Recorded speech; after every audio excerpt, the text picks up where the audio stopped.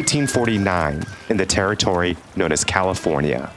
The gold rush is on, and a handful of small mining towns are at the center of the action. Would-be miners, 49ers they're called, are flooding in seeking their fortune. So many, in fact, that the population influx would accelerate the process for California to become a state. These mining towns quickly went from sprawling campsites to lawless hotbeds, with saloons, brothels, and gambling halls setting up shop. For prospectors, life was hard and dangerous. Only a few would end up making a fortune. But there was one group of individuals that did strike it rich: the merchants. These early entrepreneurs recognized a large and underserved market, moving quickly to supply goods and services to the miners. The merchants weren't mining for gold, but they were richly rewarded for seizing an opportunity that ultimately came with less risk and higher reward. One man, for example, couldn't sell enough waist-high overalls to miners. His name? Levi Strauss. Another, named Sam Brannan, sold prospecting equipment and became California's first millionaire. The merchants' massive success spurred the transition to an economic boom in America.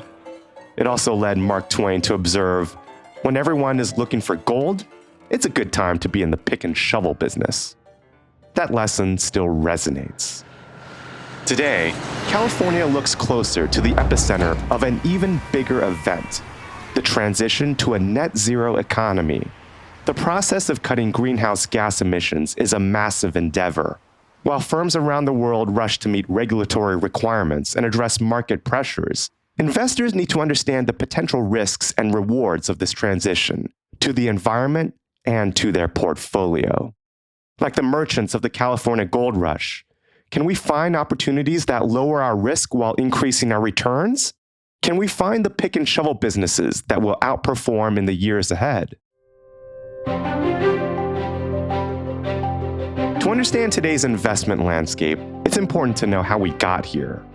I'm Albert Chen, and this is The Outthinking Investor, a podcast from PGIM that untangles the past, the present-day opportunities, and the future possibilities of the financial tools we take for granted. In this episode, we turn to three experts on the financial impacts of transitioning to a net zero economy. Tom Steyer is a renowned investor and philanthropist, and currently co-chair of Galvanize Climate Solutions. Dr. James Henderson is director of energy transition research at the Oxford Institute for Energy Studies. And Brian Thomas is managing director of Prudential Private Capital, the private investment unit of PGIM. As the world moves to decarbonize and cut emissions to avert future climate-related disasters, investors are faced with important questions. What are the investment risks associated with the transition to net zero? Will the transition create opportunities? And how should we address these questions alongside conventional financial metrics? Tom Steyer starts with the bigger picture. Why should we care about cutting emissions? We're living in a business environment where there is very inadequate measurement and basically no cost to polluting. You want to emit carbon, there is no cost, and there's really no measurement of it. So there can't be a cost until there's measurement. How do you charge for it? And how do you pay for sequestration? Can't be done. So the real question here is it essential that we in fact get to net zero? It actually is. I mean, you look around the world today, you see the news from the natural world, whether that's in Pakistan or China or Europe or the Western United States or Peru, it's all over the world. You say, is it essential that we preserve a safe and healthy natural world for the human beings who live on this planet? It's absolutely essential. And then every following question starts with that premise that we have to get there. So when you think about where people are in their journey as a country or as a company, you have to start with the premise that we need a safe place on this planet for human beings. While it's hard to dispute that we all need a safe planet, the path to getting there is not so clear. As PGIM's Brian Thomas knows, it will take time to cut our consumption of traditional sources of energy. Conventional energy is something we're all aspiring to find ways to diversify from, minimize our reliance upon, but we can't lose sight of the fact that it's an absolute essential need. It's not quite water, it's not quite food, but it ranks right up there in terms of its importance, not only to just the quality of global life, but just, existence in general. It's important to realize that 80% of energy consumption in the globe right now consists of conventional energy. That's not going to be going away anytime soon. I think what we have to do is we have to think about what we do to reduce the demand equation for it. Perhaps that's investments in renewable resources and technologies, but also in modification of human behavior. Because until we do that, the need will not go away. Consumption of traditional energy sources varies considerably across the world. James Henderson of the Oxford Institute for Energy Studies sees a shift in consumption from the developed countries to the developing or emerging countries. Overall, hydrocarbon consumption has kind of plateaued. But if you look at the individual hydrocarbons, coal is the one under the most pressure, and that's particularly in the developed world, where coal use, particularly in power generation, has been in decline. But overall, because coal is the dirtiest of the hydrocarbons, there's kind of been a move away from it. That's not so true in the developing world, where there are many indigenous coal resources, particularly in countries like China and India. So there's an inclination to use them because they're cheap. Oil demand overall continues to rise, where consumers continue to purchase new vehicles, whether they be two-wheeler, three-wheeler, or four-wheelers. And then finally, you've got natural gas.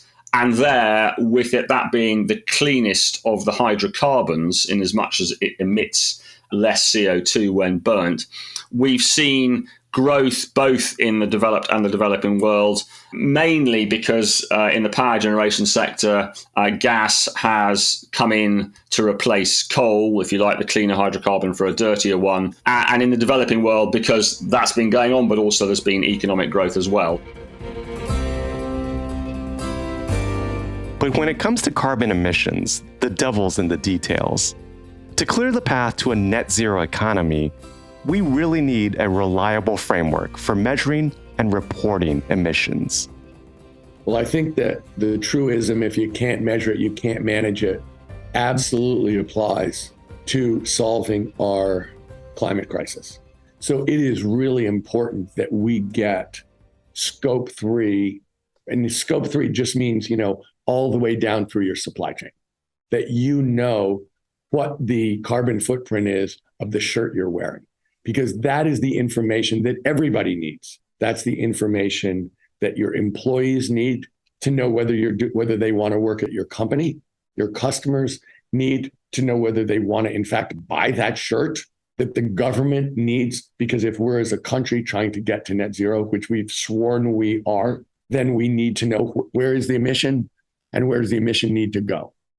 It's crucial to know at a very granular level how people are producing goods and services around the world. Full and accurate measurement goes beyond the emissions a company generates directly in delivering a product or service to the customer. Here's James. So reporting all the way along the value chain, which needs to be done with some independent verification, and that verification word is critical as well, because it's one thing a company saying what it thinks it's done, it's another thing having independent verification. And we think that regulators are going to be focused on this, and that over time taxes are going to be applied. Certainly the plan in the EU is to start imposing costs for greenhouse gas emissions for goods arriving in the EU gradually, over, not on all sectors at once, gradually. But as soon as the EU starts to do that, their hope is that they will then essentially negotiate with other regions of the world to start imposing carbon taxes there as well. I think it's going to be important for investors to see which companies are taking the lead here, but also, really more importantly, how regulators are going to start insisting on this reporting and this verification. And because I think the threat is that if companies don't do this properly, then regulators will just impose blanket sort of taxes, assuming the worst, if you like. In other words, it's incredibly important for investors to know which companies are taking this seriously and what their timescale looks like. So, what does this all mean for investors with global portfolios? How should we evaluate firms in terms of their progress and ability to transition to net zero emissions? When you're looking at a business and asking, does it have a sustainable advantage? Does it have a moat that basically protects its growth going forward and giving it the ability to have significant profit margins? You really have to start with the question is, what problem are you solving for the customer? And I think it's really important to keep in mind that it's the product market fit with the customer that gives you the advantage. And if you can have something that is differential, it's sustainable. Because in every one of these questions, if you start with the science, you can come to an answer that doesn't make sense in the real world. Because it may in fact work, but it doesn't mean that the customer wants it.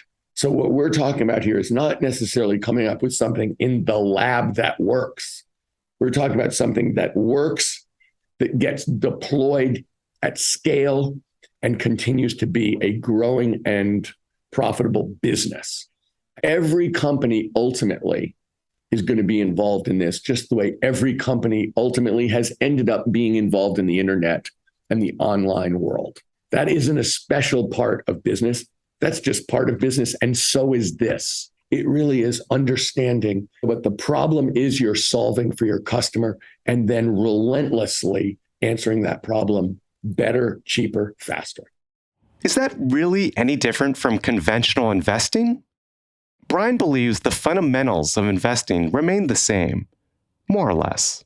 It's identify the risks of investing, structure away the risks you don't want to assume, and make sure you get paid properly for the risks you take on as a consequence of your investment. I think that's where CIOs have a very difficult task, particularly when they're trying to find long-term investments.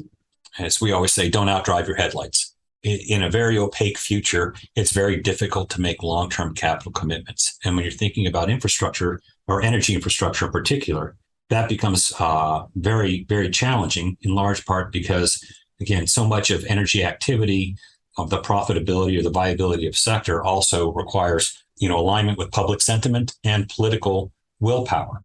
And where should long-term investors look for opportunities? The opportunities for investment during this transition period will really kind of focus on three areas in general. One obviously will be renewable energy and technologies in support of renewable energy. The other would be into the manufacturing industries that supply the equipment that ultimately is used for energy transition.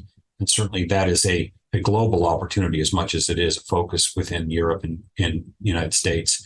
But then also, as this unfolds, there will be considerable opportunities to continue to invest in conventional energy, which, again, for the next 20 to 30 years is going to remain a very important source of energy for the broader global economy. The question is not whether we should or shouldn't invest in it. It's how do we deploy capital in a manner that makes those companies that we choose to invest in best in class, to reflect well on the institutions that invest in them, and manage to maintain an attractive profile as it relates to how they manage and perform in a local economy, as well as for the benefit of our standard. But that doesn't rule out more tactical or shorter-term opportunities, even for investors with a longer horizon. Here's James on that. The transition has created some near-term opportunities for, if you like, traditional energy producers, mainly because the move from an energy system that we've been using for the past 150 years to a brand new energy system is creating volatility around mismatches of our ability to supply energy on a consistent basis and our need to consume it. And that's particularly true because renewables have the inherent factor that they are intermittent. And so therefore you kind of need a backup source of energy, and that backup source of energy obviously could be nuclear or hydro, but often is hydrocarbon based. So you get this kind of inherent volatility around the intermittency of renewables, and then you get further volatility around levels of investment that have been put in anticipation of future demand, and if you like, a certain reluctance for producers to invest ahead of an energy transition, which is pretty uncertain, means that there also can be mismatches of supply and demand around the hydrocarbons themselves. So that leads to price volatility, which clearly creates opportunity.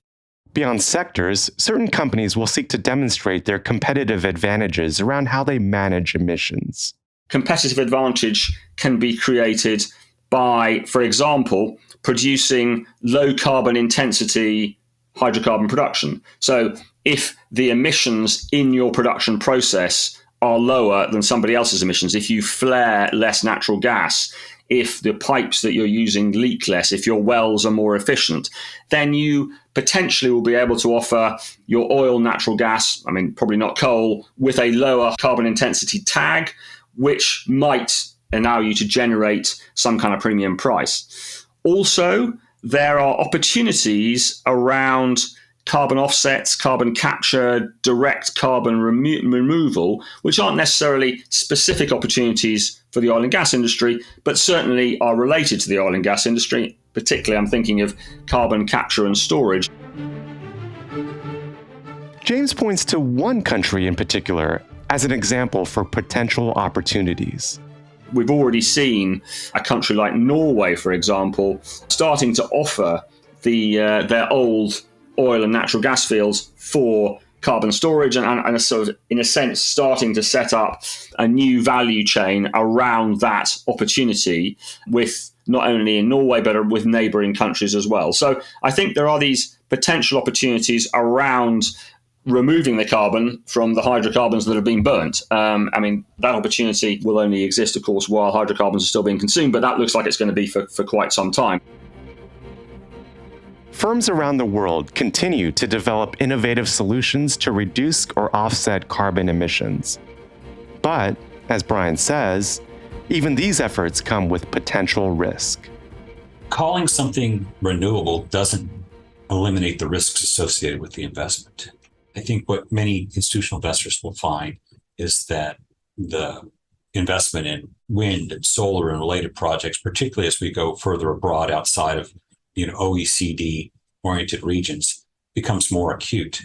Again, because many of those investments rely on public support, government support, tax support, and so as a consequence, your ability to define the full landscape of risks is going to be a function of your familiarity and understanding of the legal and political regimes in which you're operating in. In many developing areas, we always found that there's two ways to lose money, right? You can lose money the old-fashioned way by just doing a bad deal, and sometimes you can lose money by also doing too good of a deal, and then the local political factions decide they want to rechange the rules of the games because you did better than they thought you were when they invited you in.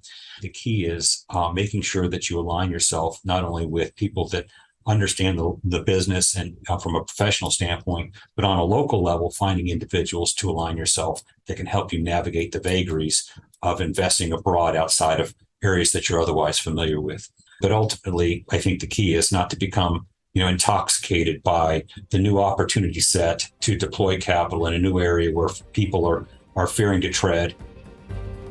While there may be risk in new endeavors, there's also risk in the familiar. As Tom Steyer knows, there is no single transition recipe for investors. If you transition a business that's a significant emitter into one that fits into the new world where we all have to solve this crisis together, then that will be a profitable investment and a good company. And if you end up with a huge stranded asset that would have been worth a lot of money in 1950, maybe it's not going to be worth any money in 2050. Which brings us back to those 49ers during the California gold rush. As we navigate the current landscape, Brian reminds us of the lesson from the Old West. The most attractive opportunities sometimes lie off the beaten path. At the end of the day, the only people who made money were the people that sold food and clothing and shovels and equipment to the 49ers. There weren't many miners that actually made a lot of money. So perhaps maybe the best way to play this game is to focus on manufacturers that supply the industry as opposed to some of the individual projects themselves. Particularly over the next few years, it's important for investors to understand where we are in the transition. There will be speed bumps ahead, and we can expect more supply and demand mismatches around the world. we all know where we want to get to at the end, which is a decarbonised energy system, which is powered increasingly by electricity, and that electricity increasingly generated by carbon-free sources. And so that's solar, wind, hydro, potentially more nuclear as well. But we're not there yet. And that system will also have to have a significant amount of storage available in it and smart grids available in order to manage the kind of balance of supply, which is intermittent, and demand, which won't necessarily happen at the time the supply is available. So we are currently in this shift. And as a result of that, there's a potential for significant mismatches between supply and demand. Utilities have always been categorized as defensive stocks. Will that fluctuate if the cost equation shifts during the transition to net zero? So the other thing you have to ask yourself in these investments is, how capital intensive are they? How much money is it going to take? And so as you think about what is going to scale quickly, what is going to provide high margins and high return on invested capital, you have to think about capital intensity, both in terms of size, speed, and profitability. Add to this risk of underinvestment the practicalities of operational risks. I think the biggest risk is people try to oversimplify the problem. And there will always be a symbiotic relationship between renewable/intermittent resources and ultimately conventional resources that provide support for electric energy demands when those intermittent resources aren't otherwise available. So we've seen this in Texas, which became acute during the winter storm Uri. We've seen it more recently in Europe. It becomes even more pronounced, obviously, due to conflict in that region as well. I think this is just something that as we focus on energy transition, particularly at a rapid pace, it's almost inevitable. There's a great author, Václav Smil, who's written about the history of energy and energy transition. There is a natural inertia that normally plays out during great energy transition periods, where when we were going from biofuels and wood to coal to oil and oil to natural gas and nuclear, that staging period is usually measured in decades, not years. And I think any anticipation that somehow this time it's different, that we will transition in a period of years, really doesn't appreciate the challenges that come with marshaling capital, building the infrastructure that supports an energy transition period, and deploying capital in a thoughtful manner that actually is able to invest and return capital in a manner that rewards the effort. Looking ahead, there is good reason for optimism. Scientists are making progress in a number of research areas. When the International Panel on Climate Change recently released its report on the future of emissions and mitigation strategies and its forecasts of how we might reach net zero by 2050, it outlined some of the richest areas of research for advancing energy technology, starting with carbon removal. So carbon capture, utilization, storage, direct air capture, and all forms of carbon removal really are factored into many of their scenarios. And I think this is true of many transition scenarios that get us to net zero by 2050. So clearly there's a rich vein of research that can go on there. Many of the technologies do exist. It's really a case of bringing costs down, scaling up, and making these things available at something like a commercial cost, not just for the developed world, but for the developing world as well. But, as James notes, there's more beyond carbon removal to pay attention to. Batteries and other forms of storage, electricity storage, whether that be chemical storage or other forms of electricity storage, is another huge area. And in tandem with that, the technology around smart grids. So making the consumer part of the integrated grid so that, for example, your electric car, the battery in your electric car will obviously be used to drive your electric car when you're using it, but when you're not using it, it'll be integrated with the grid, and the grid can kind of turn and take electricity out of your car and send it to another consumer and then refill your battery in time for you to use the car again. So it's the kind of grids that allow that to happen, not just with electric cars, but with all the machines operating in your house and obviously in industrial plants as well. From a longer term and potentially more speculative perspective, there's one big area to consider: nuclear fusion.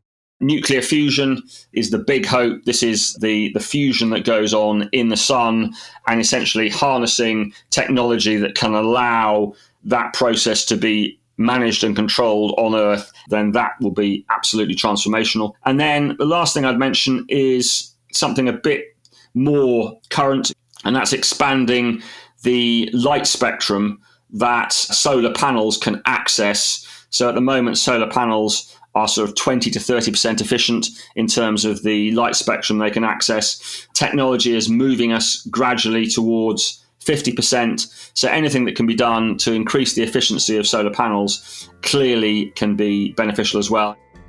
The transition to net zero emissions will present challenges and opportunities across the financial markets. CIOs are really going to have to make some difficult decisions on what represents the best long-term investment for their constituents. And some of that may actually require some difficult conversations as it relates to allocating capital to conventional energy resources in as much as they're looking for opportunities for renewables. As we move forward through this massive transition, there will be some bumps in the road and uncertainty to navigate. But there is hope and clearly plenty of opportunities. As investors, we can decide whether to be the prospector looking for gold or the merchant selling picks and shovels.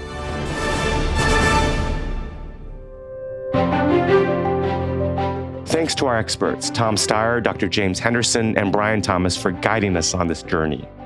Join me, Albert Chen, for the next episode of The Outthinking Investor, when we'll explore the new dynamics of private markets and how firms are accessing capital.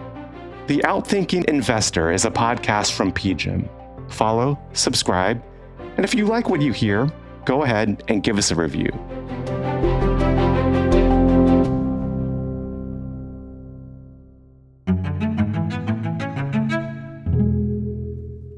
This podcast is intended solely for professional investor use. Past performance is not a guarantee of future results. All investments involve risk, including the loss of capital. PGIM is not acting as your fiduciary. The contents are for informational purposes only, are based on information available when created, and are subject to change. It is not intended as investment, legal, or tax advice and does not consider a recipient's financial objectives. This podcast includes the views and opinions of the authors and may not reflect PGIM's views. PGIM and its related entities may make investment decisions that are inconsistent with the views expressed herein. This podcast should not be reproduced without PGIM's prior written consent. No liability is accepted for any direct, indirect, or consequential loss that may arise from any use of the information contained in or derived from this podcast. This material is not for distribution to any recipient located in any jurisdiction where such distribution is unlawful. PGIM is the global asset management business of Prudential Financial Inc., which is not affiliated in any manner with Prudential plc, incorporated in the United Kingdom, or with Prudential Assurance Company, a subsidiary of M&G plc, incorporated in the United Kingdom. Copyright 2022. The PGIM logo and the rock symbols are service marks of PGIM's parent and its related entities, registered in many jurisdictions worldwide.